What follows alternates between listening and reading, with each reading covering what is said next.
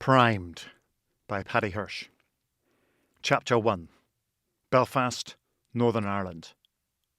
Rain hammered on the windscreen and the roof of the car as it lurched over the first of 3 speed bumps outside the entrance to the police station.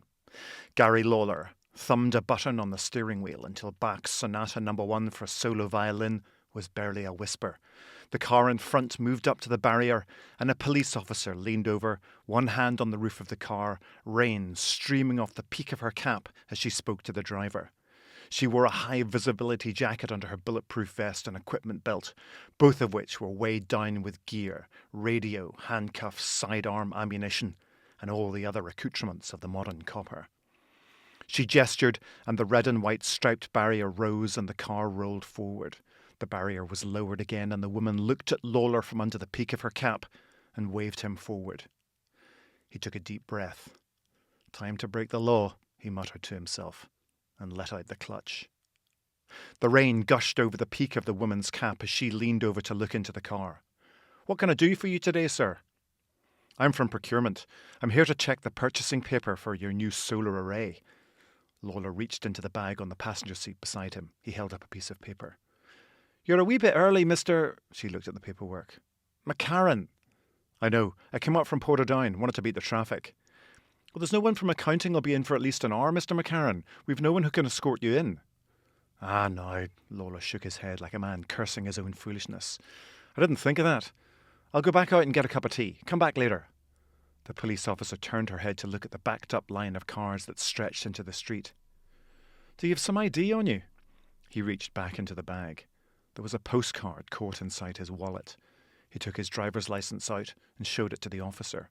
Then he slid the postcard into the inside pocket of his jacket. The officer pushed back off the car and spoke into the mouthpiece of her radio. The barrier went up. "Pull forward into the car park, Mr. McCarran," the officer pointed. "Go to the right of the line there of orange cones. You'll see a search bay marked on the ground. Drive into it, stay in your car. An officer will come over and check you, and then you can turn around and head back out." "Right you are." Lawler drove under the barrier. 8 o'clock on the nail. There was a yellow rectangle painted on the tarmac at the side of the car park. Lawler drove onto it, turned up the back, and watched in his mirror as the team on the gate changed shift. Led by the female officer, they ran through the car park to the main police station, all huddled over in the rain. He waited for a beat, then let out the clutch and drove slowly off the yellow rectangle and into the car park. He slid the car into an empty space, took a laminated badge out of the bag and hung it around his neck. He took a handgun from under the passenger seat and pushed it into the back of his jeans.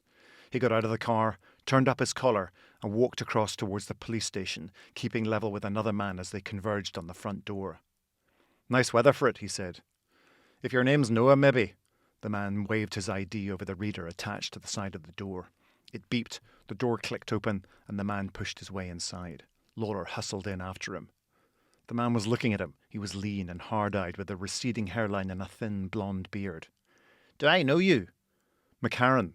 Lawler flicked his badge. "Facilities. Just started this week." The man nodded.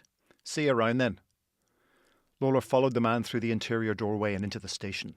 After the rain outside, it was oppressively hot. Linoleum on the floors, thick gloss paint on the walls, the smell of sweat and electronics and damp clothes steaming. There was a lift on the right side of the hallway, and Lawler pressed the call button. The doors slid open, and he stepped inside and pressed the button for the 3rd floor.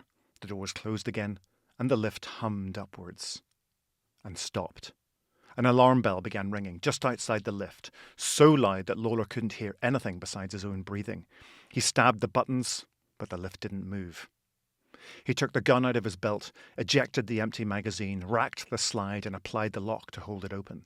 He placed the gun, the magazine, and the umbrella on the floor and took a piece of paper out of his back pocket. He unfolded it, turned towards the back of the lift cabin, and got onto his knees. The alarm stopped. The lift started and stopped again. Lawler put his hands in the air. The doors slid open. "Armed police!" The lift cabin had steel bars attached to its walls at waist height. In the reflection, Lawler saw 4 men pointing weapons at him, 2 in the kneeling position with rifles, 2 with handguns, one on either side of the door. "The gun's on the deck, lads," he said. "Armed police!" The same voice shouted again. "Do not fucking move!"